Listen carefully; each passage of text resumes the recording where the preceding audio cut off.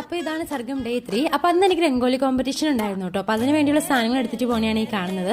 എൻ്റെ വിചാരം 11 മണിക്കാണ് കോമ്പറ്റീഷൻ എന്ന്. രാവിലെ 8:30 എന്നെ ചാട്ട് നോക്കിയപ്പോഴാണ് കണ്ടത് 9 മണിക്കാണ്. അപ്പോൾ എൻ്റെ കൂട്ടുകാരെ വജ്രോട് ഉണ്ടായതുകൊണ്ട് കുഴപ്പമുണ്ടായിരുന്നു. അവർ കറക്റ്റ് തുടങ്ങുന്ന ടൈം നോക്കിയിട്ട് എന്നെ വിളിക്കുന്നുണ്ടായിരുന്നു.